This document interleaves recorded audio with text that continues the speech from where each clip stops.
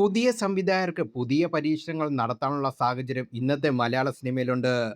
അത് കണ്ട് കൈയടിക്കാൻ പ്രേക്ഷകരുണ്ട് എന്നതാണ് അത്തരം ചിത്രങ്ങൾക്കായി പണം മുടക്കാൻ നിർമ്മാതാക്കളെ ധൈര്യപ്പെടുത്തുന്നത്. ഏത് ജോണർ ചിത്രമാണെങ്കിലും ചില വാണിജ്യ ഘടകങ്ങൾ ഉറപ്പായും വേണമെന്ന വാശിയൊന്നും ഇന്നത്തെ ചലച്ചിത്ര പ്രവർത്തകർക്കില്ല.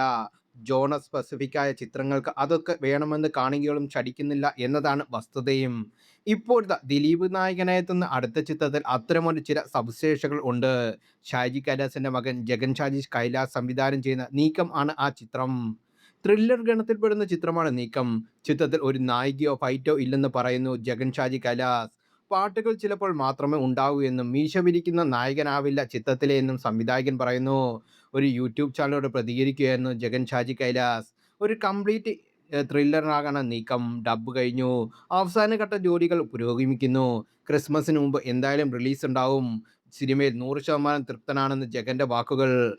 അതേസമയം ചിത്രത്തിന്റെ റിലീസ് മദ്രാസ് ഹൈക്കോടതി തടഞ്ഞിരുന്നു. ഇതേക്കുറിച്ചുള്ള ചോദ്യത്തിന് ഒരു എഗ്രിമെന്റ് പ്രശ്നം മാത്രമേ ഉള്ളൂ എന്നായിരുന്നു ജഗൻ ഷാജി കൈലാസിന്റെ പ്രതികരണം. നിർമ്മാതാവ് എ വി അനൂപിന്റെ ഹർജിയിലായിരുന്നു ജസ്റ്റിസ് കെ കമലേഷ് ബാബുവിന്റെ ഇടക്കാല ഉത്തരവ്. നിർമ്മാണ കരാറുമായി ബന്ധപ്പെട്ട തർക്കങ്ങൾ മധ്യസ്ഥയിലൂടെ പരിഹരിക്കുന്നതുവരെ ഹർജിക്കാരന്റെ താൽപ്പര്യങ്ങൾ സംരക്ഷിക്കാൻ സ്റ്റേ അനിവാര്യമാണെന്ന് കോടതി വിലയിരുത്തി.